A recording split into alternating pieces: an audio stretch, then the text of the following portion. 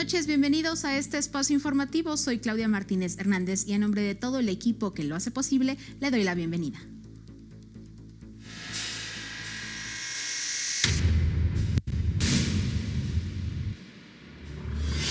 No sé, yo estoy enamorado de la vida. Por el simple hecho de ser. Porque somos parte del ecosistema. Es importante vivir las ciudades, porque las ciudades no están muertas.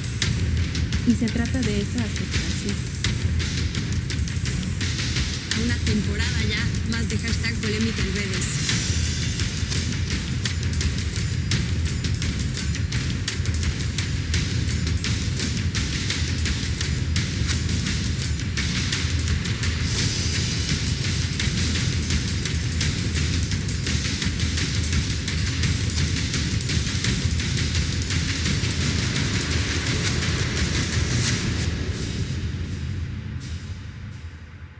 Canal 14. Tus causas, tu canal.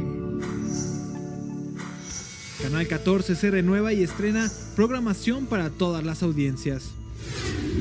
Carlos Romero de Champs renuncia a Pemex. El líder petrolero se caracterizó por una vida de lujos y relaciones con el poder.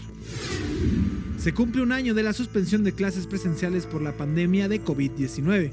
¿Qué ha cambiado? ¿Cuándo se prevé regresar a las aulas?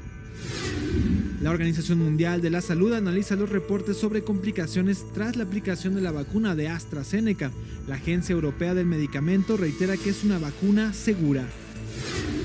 Sacerdotes de Austria se declaran en desobediencia al Vaticano. Aseguran que bendecirán uniones entre personas del mismo sexo.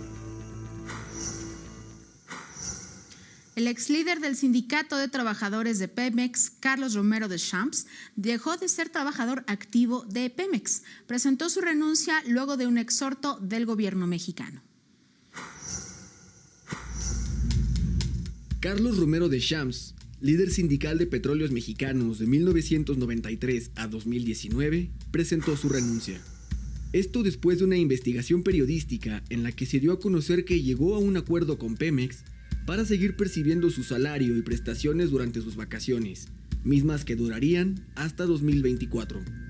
Esto bajo el argumento de autorización por días acumulados de vacaciones, que supuestamente no había tomado en 27 años.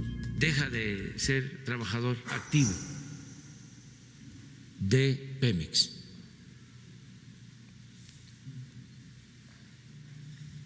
Eso lo hace por voluntad propia y también por un exhorto que le hicimos de que aunque fuese legal, que así estuviese acordado en las condiciones laborales, considerábamos que era inmoral. Derivado de ello, el gobierno de México revisó el contrato colectivo con el objetivo de proteger a los trabajadores. Cuando se hizo la revisión del contrato de Pemex, la última revisión, llegaron a ofrecernos de que para no perder privilegios, los dirigentes nos autorizaban que incrementáramos la edad de jubilación de los trabajadores de Pemex. Fíjense qué dirigentes.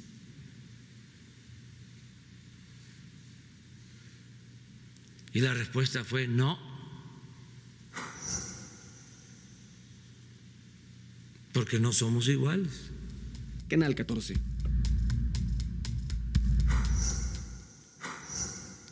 Durante más de un cuarto de siglo, Carlos Romero de Champs estuvo al frente del Sindicato de Trabajadores Petroleros de la República Mexicana.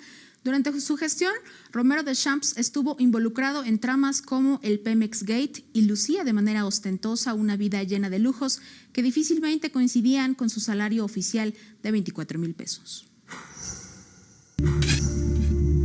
Era común verlo en algunos de los restaurantes más caros y lujosos de la Ciudad de México. Llamaba la atención por relojes de oro puro, sus viajes en yate, autos de lujo y poder. Así era la vida de Carlos Romero Deschamps. Contador de profesión, Romero Deschamps es uno de los personajes más relevantes de la historia política y sindical de México. Durante más de 26 años, encabezó el poderoso Sindicato de Trabajadores Petroleros de la República Mexicana, una de las organizaciones sindicales de mayor peso en México. Para 1993, tras el encarcelamiento del líder petrolero Joaquín Hernández Galicia, La Quina, en el sexenio de Carlos Salinas de Gortari, Romero Deschamps fue electo para encabezar a los más de 120,000 afiliados del Sindicato Petrolero, organización históricamente ligada al PRI. En el 2000, fue acusado de participar en el Pemex Gate, una maniobra mediante la cual se habrían desviado más de 1,000 millones de pesos desde Pemex al sindicato de Romero Deschamps y de ahí al PRI para financiar la campaña presidencial de Francisco Labastida Ochoa. Y para el 2013, la prensa nacional reveló que Pemex otorgó un préstamo de 500 millones de pesos al sindicato petrolero, que supuestamente sería usado para la construcción de vivienda de sus agremiados. Sin embargo, esos recursos nunca se transparentaron. Romero Deschamps también destacó en la vida política del país. Fue diputado federal por el PRI en 3 ocasiones y senador 2 más. Como legislador, fue una de las figuras centrales para la aprobación de la reforma energética, promovida por el entonces presidente Enrique Peña Nieto. En su círculo de amistades destacan varios personajes. Su abogado Juan Collado, con quien precisamente comía cuando fue arrestado en un restaurante de las Lomas de Chapultepec, así como Diego Fernández de Ceballos, Enrique Peña Nieto y Carlos Salinas de Gortari. Mientras fue líder sindical, además tuvo una vida llena de lujos y excesos. En 2019 se supo que poseía un departamento en una exclusiva zona de Cancún, valorado en 18.7 millones de pesos, así como propiedades en Miami. Investigaciones periodísticas revelaron que también ha sido dueño de al menos 3 yates, 2 de los cuales obsequió a sus hijos. Con un gusto especial por los relojes de alta gama, el ex líder sindical suele exhibirse con unidades valuadas en miles de millones de dólares. Hoy, tras una vida de opulencia, presuntos delitos y muchas preguntas, Carlos Romero Deschamps da un paso a un lado, tras un exhorto moral desde Palacio Nacional. Arely Villalobos, Canal 14. Alejandro Vera, ex rector de la Universidad Autónoma del Estado de Morelos, fue declarado prófugo de la justicia luego de que no se presentó a una audiencia relacionada al caso de la llamada estafa maestra. A petición directa de la Fiscalía Anticorrupción, una jueza declaró a Vera Jiménez como sustraído a la acción de la justicia. En consecuencia, la impartidora de justicia también solicitó corroborar su domicilio para ordenar su comparecencia por la fuerza pública. Su abogado mencionó que el exfuncionario universitario no pudo ser notificado con tiempo sobre la realización de la audiencia. La estafa maestra fue el mecanismo de empresas fantasma a través de las cuales se desviaron más de 400 millones de dólares a través de una red que involucró a diversas secretarías de Estado, universidades públicas y empresas privadas. Uno de los episodios más oscuros en materia de corrupción en México fue el denominado como estafa maestra.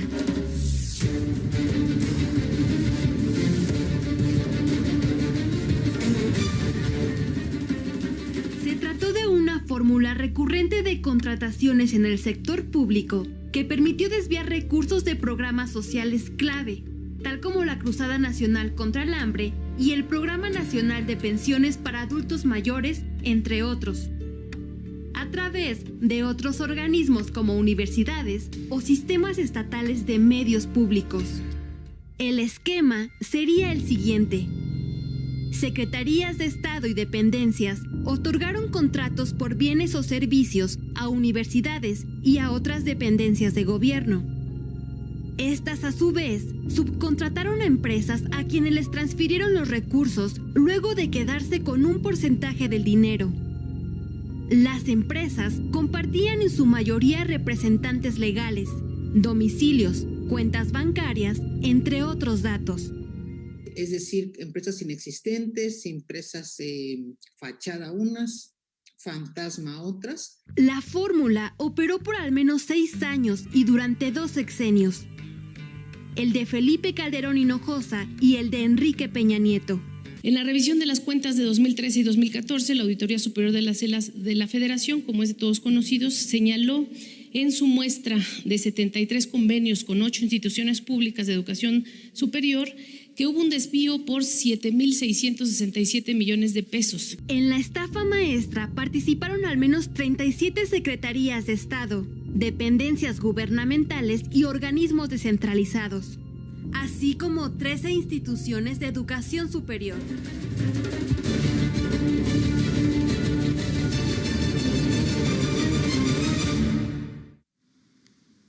Este trabajo especial de Canal 14 puede disfrutarlo a través de MX Play, la plataforma de contenidos on demand producidos por los medios públicos de México. Esta aplicación, recuerde que es gratuita y puede descargarse en todos los dispositivos móviles, Android o iOS, o si lo prefiere, también puede ingresar a la página de mxplay.tv. En otra información, la Suprema Corte de Justicia de la Nación rechazó la solicitud de atracción del amparo solicitada por Karime Macías, ex esposa del exgobernador de Veracruz, Javier Duarte Ochoa, quien se encuentra preso en el reclusorio norte de la Ciudad de México, condenado a 9 años de prisión por acusaciones de lavado de dinero y asociación delictuosa. La expareja del exmandatario había solicitado al máximo tribunal del país atraer el amparo que solicitó para evitar la orden de detención con fines de extradición que recae en su contra. La Suprema Corte negó atraer el amparo solicitado por Karime Macías, actualmente detenida en Londres, Reino Unido, debido a que anteriormente este recurso ya había sido negado por su improcedencia en el primer tribunal colegiado en materia penal en la Ciudad de México. Este martes, el juez segundo de distrito en materia administrativa, especializado en competencia económica, radiodifusión y telecomunicaciones, Juan Pablo Gómez Fierro, otorgó 3 nuevas suspensiones a empresas privadas contra la reforma a la ley de la industria eléctrica. Además, autoridades del Consejo de la Judicatura Federal confirmaron que Rodrigo de la Pesa López Figueroa, juez primero de distrito en materia administrativa, especializado en competencia económica, concedió otras 2 suspensiones contra la ley vigente desde el 9 de marzo. Será el próximo jueves cuando el juez Gómez Fierro determine si concede la suspensión definitiva a las empresas quejosas. Hoy se cumple 1 año de la suspensión de las clases presenciales debido a la pandemia por COVID-19, en un año que ha marcado retos para los alumnos y a los maestros y también para los padres de familia en el contexto de esta nueva normalidad. México cumplió 1 año sin clases presenciales a consecuencia de la pandemia de COVID-19. El 16 de marzo de 2020, el anuncio se formalizó en el Diario Oficial de la Federación. Las actividades presenciales de todos los niveles de la educación pública fueron suspendidas. Derivado de la situación sanitaria, el alumnado entró en una nueva dinámica de aprendizaje adaptada al COVID-19, la educación en casa. El 23 de marzo de 2020, inició el programa Aprende en Casa, una estrategia para atender la educación de manera remota desde el hogar, en el cual las y los alumnos han tomado sus clases desde la televisión o en línea a través de dispositivos con acceso a Internet. Desde entonces, más de 30 millones de estudiantes se han incorporado a este sistema educativo que a partir del ciclo escolar 2020 y 2021 se incorporó a un modelo de clases mixtas con la intención de abrir espacios para clases presenciales. Recientemente la SEP anunció nuevos contenidos para educación media superior a través de la programación televisiva Jóvenes TV, que incluye asignaturas como arte, autoaprendizaje, bienestar emocional afectivo y vida productiva. A principios de marzo, Jalisco fue la primera entidad en el país en regresar a las clases presenciales mediante un programa estatal que permitió la rotación de estudiantes para evitar la saturación de aulas en más de 3.300 escuelas públicas y privadas. Desde enero inició en el estado de Campeche la vacunación de personal docente con miras a facilitar un futuro regreso a clases presenciales de manera segura. En este sentido, el gobierno mexicano adelantó las jornadas de vacunación en la entidad, con la intención de que, 1 año después, Campeche sea el primer estado del país en regresar oficialmente a la educación presencial. Este próximo viernes 19 de marzo, las Secretarías de Salud y Educación Pública sostendrán una reunión para definir el calendario de apertura escolar en las entidades con semáforo epidemiológico en color verde. Luis Francisco Soto, Canal 14. Esta mañana llegaron al país 667,875 dosis de la vacuna de Pfizer. En abril se acelerará el número de entregas, duplicando los arribos por semana de este biológico.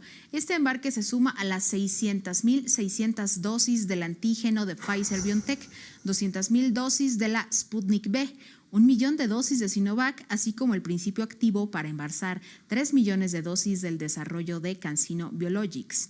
De acuerdo con las autoridades sanitarias, en los próximos días llegarán a territorio mexicano 658,125 dosis de Pfizer, mientras que de Sinovac serán 1 millón el 18 de marzo, otro millón el 27 de marzo, medio millón de dosis de la Sputnik V el 22 de marzo y finalmente el 24 de marzo arribará un cargamento con el principio activo de la vacuna de AstraZeneca para envasar 6 millones de dosis. Recuerde que mañana miércoles arranca la cuarta jornada de vacunación enfocada en los adultos mayores de 60 años que viven en la alcaldía Venustiano Carranza en la Ciudad de México, con 91,241 dosis del biológico Sinovac previstas para ser aplicadas del 17 al 23 de marzo. En esa alcaldía se instalarán 2 unidades de vacunación, las primeras en las antiguas instalaciones de la primera región militar, que está a unos pasos del Aeropuerto Internacional Benito Juárez, y la segunda en el internado número 17 de la SEP sobre Avenida Circunvalación, casi esquina con Congreso de la Unión. El horario de atención será de 9 a 4 de la tarde. Las personas que estén interesadas en recibir la vacuna deberán registrarse en la página mivacuna.salud.gov.mx o en Locatel. Recuerda que la aplicación de la vacuna COVID se realizará por orden alfabético según la inicial del apellido paterno. En esa cuarta fase también se aplicarán las segundas dosis de la vacuna Sputnik V en las alcaldías Iztacalco, Tláhuac y Xochimilco. La Agencia Europea de Medicamentos aseguró que no hay indicios de que la vacuna de AstraZeneca cause incidentes de coágulos en la sangre. Hasta ahora suman 15 países los que han suspendido la aplicación de este biológico. Las autoridades europeas señalaron que es mayor el beneficio de la vacuna que sus efectos secundarios. Hasta el momento se han aplicado a 17 millones de personas y se han reportado cerca de 40 casos de trombosis. So while the investigation is ongoing, we are still firmly convinced that the benefits of the AstraZeneca vaccine in preventing COVID-19 with its associated risk of hospitalization and death outweigh the risk of these side effects. Un panel de expertos de la Organización Mundial de la Salud también revisa la información de reacciones adversas de la vacuna de AstraZeneca y se espera que este jueves den a conocer los resultados de su investigación. La farmacéutica estadounidense Moderna comenzó pruebas de su vacuna contra el COVID-19 en niños. Anunció que en su fase 2 espera contar con una muestra de 6,750 participantes de entre 6 meses de edad y hasta los 12 años. En esta fase se busca conocer los niveles de seguridad, tolerancia, reacciones y eficacia de las 2 dosis. En diciembre, la farmacéutica inició pruebas en adolescentes de entre 12 y 18 años con 3,000 participantes, cuyos resultados podrían estar listos a mediados de este año. Hasta el momento, 53 millones de dosis de la vacuna de Moderna ya han sido aplicadas a adultos en Estados Unidos. La Unión Europea lanzará este miércoles su pasaporte de vacunación de COVID-19, que tiene como objetivo permitir la movilidad sin contagios dentro del bloque comunitario. Este certificado de vacunación, conocido también como el pase verde, confirmará que el portador recibió una vacuna contra el coronavirus y contendrá hasta 11 datos sobre ella. Va a incluir si el sujeto tiene anticuerpos o cuenta con una prueba negativa. Será gratuito, en idioma inglés y en la lengua nativa del portador. El documento se expedirá en papel y también en formato digital. Tendrá validez únicamente con las vacunas aprobadas por la Agencia Europea de Medicamentos. Ya países como Alemania, España y Grecia han dado el respaldo a esta emisión, mientras que, por otra parte, Francia y Bélgica advierten que resultaría discriminatorio. Por otra parte, China ya lanzó su pasaporte sanitario con datos médicos del portador que garantizan que está libre de COVID-19 y puede viajar. México donó a Ecuador 95,000 dosis de la vacuna contra la poliomielitis, esto para apoyar el plan estratégico de la Organización Mundial de la Salud que busca contrarrestar la enfermedad en todo el mundo. La Secretaría de Relaciones adelantó que próximamente Nicaragua también recibirá este apoyo. Necesitamos en forma emergente la concesión de 95,000 vacunas. Vaya cosa grave en estos momentos tan difíciles, en estos momentos en el que todo el mundo está concentrado en el COVID, y en forma inmediata fuimos atendidos. Y los resultados están aquí, hoy celebrándolo, porque los resultados ya llegaron a Ecuador, las vacunas ya llegaron con felicidad al Ecuador. Están destinadas a la inmunización de la población infantil del país. Y es muy interesante, la verdad, cómo se dan estas cooperaciones. Es solamente la suma de las voluntades y los recursos que tenemos los que pueden traer la salud a los niños de la región, incluidos también cuando recibimos nosotros algún apoyo del exterior. Hace unos días, México dio un paso más en la regulación del consumo lúdico de la marihuana. Las reformas al Código Penal Federal y a la Ley General de Salud generaron un intenso debate. El pasado 10 de marzo, la Cámara de Diputados aprobó en lo general una ley que permite el uso lúdico de la marihuana. Diversas organizaciones han luchado porque se respete su derecho al consumo de la cannabis, como estableció la Suprema Corte de Justicia de la Nación en noviembre de 2018. La aprobación de esta ley representa un hecho claramente histórico, donde se logra ya el pronunciamiento de ambas cámaras de su intención de dar un paso para dejar atrás las políticas actuales en torno a la marihuana basadas únicamente en la prohibición y para transitar hacia un modelo regulatorio. La cannabis es el uso que le des, es lo que va a definir si es bueno o malo, ¿no? Entonces la planta no es, no es ni buena ni mala, no es una cuestión moral. Y por eso decimos que tienen que regular el uso personal, ¿no? Porque le quitas todos esos estigmas también. Sin embargo, hay quienes se oponen a la legalización del uso del cannabis con fines recreativos, pues aseguran implica serios riesgos a la salud. Va a incrementarse el número de adicciones, porque todos los homínidos, los seres humanos, y por cierto también los primates, tenemos genes que nos hacen proclives a las adicciones.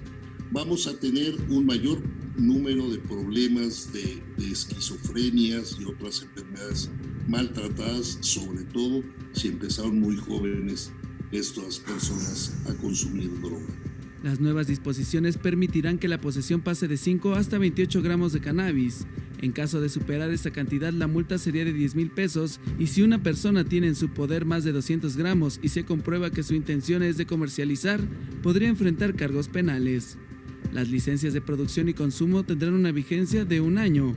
Se eliminó la creación del Instituto Mexicano para la Regulación y el Control del Cannabis y sus funciones quedarán en manos de la Comisión Nacional contra las Adicciones. Se aumenta de 4 a 6 el permiso de cultivo para autoconsumo y en caso de que haya más de un consumidor en una vivienda, se permitirán hasta 8 plantas. Se permite también la creación de asociaciones sin fines de lucro con 2 y hasta 20 miembros y las cuales no podrán exceder el cultivo de 4 plantas por miembro. El límite serán 50. Canal 14, Miguel Hernández. En otra información, Estados Unidos afirmó que está acelerando el diálogo con México y los países de Centroamérica para implementar medidas que apoyen el desarrollo regional y eviten la llegada de menores no acompañados hacia la Unión Americana.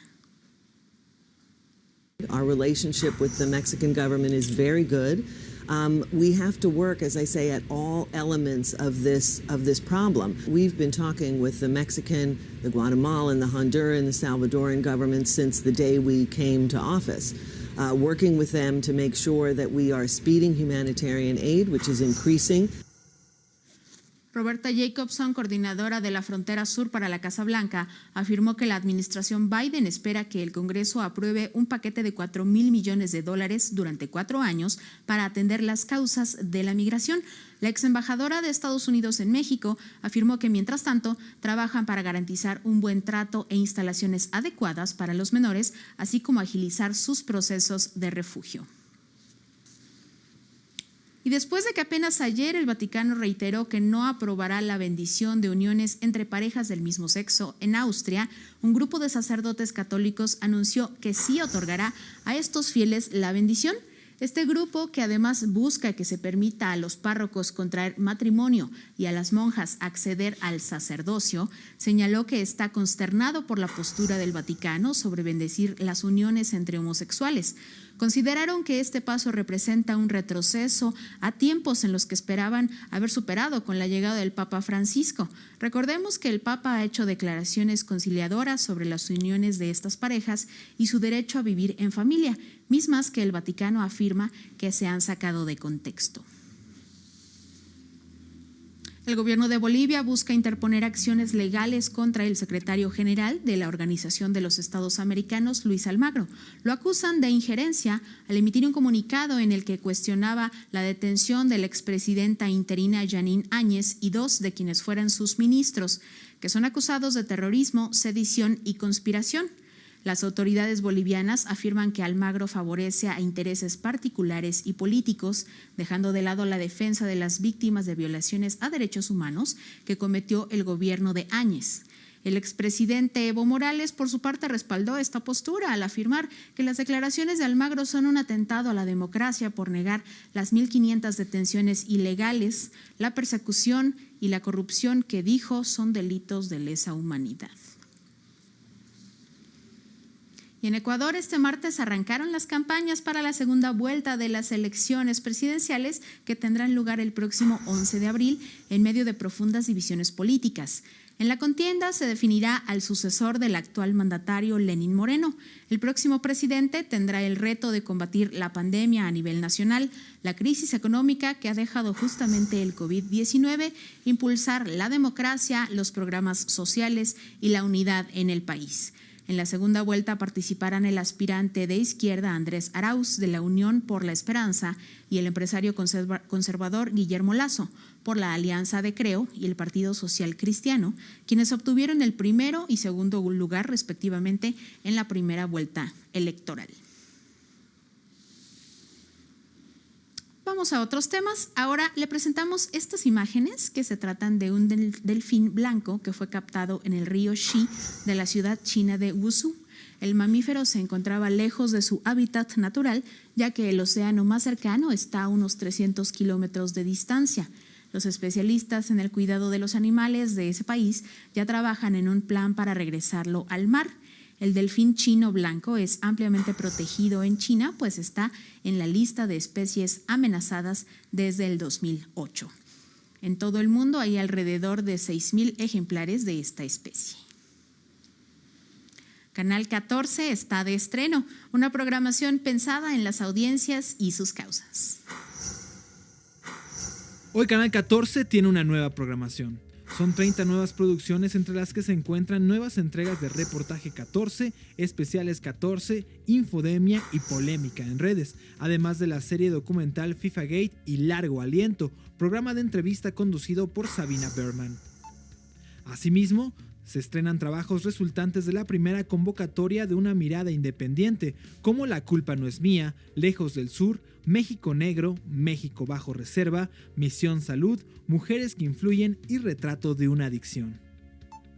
Canal 14 está a favor de las causas de las mujeres. Por ello incorpora las series Mujeres Reveladas, Mujeres con Causa, Flor Indígena, Vida Plena, Aquellos Días, Transformar, Predice mi Futuro, además de los documentales Ámame Como Soy y Me Too, el movimiento.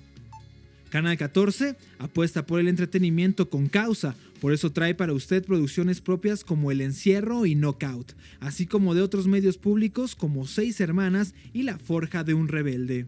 Y en el marco de la celebración de los 200 años de independencia, incorporará a su pantalla programas y producciones especiales para conmemorar las 15 fechas emblemáticas del año, entre las que destacan 200 años de la consumación de la independencia y 500 años de resistencia indígena, o los 7 siglos de historia de México Tenochtitlán. La pandemia por COVID-19 cambió nuestra realidad, por ello es importante hablar de la salud física y mental. Programas como Al Límite, Virus, El Cazador de Cerebros, El Milagro del Amor, La Investigación, Human Mass, El Futuro de Nuestros Sentidos y El Dilema del Carnívoro promoverán la salud pública, la investigación y la difusión de la ciencia. La presentación de esta nueva oferta de programación será este martes a las 20 horas a través de nuestro Facebook Live y YouTube Live de Canal 14 MX. No olvide que todos los contenidos puedes sintonizarlos en línea a través de www.canal14.tv y en la plataforma MX Play. Ya lo tiene, pues nos renovamos para usted. Ya está usted enterado sobre lo más relevante del acontecer nacional e internacional, información que por supuesto confiamos en que ayude a la causa de construir una mejor sociedad. A nombre de todo el equipo que hace posible este espacio, le agradezco mucho el habernos acompañado. Quédese por favor con la programación de Canal 14. Muy buenas noches.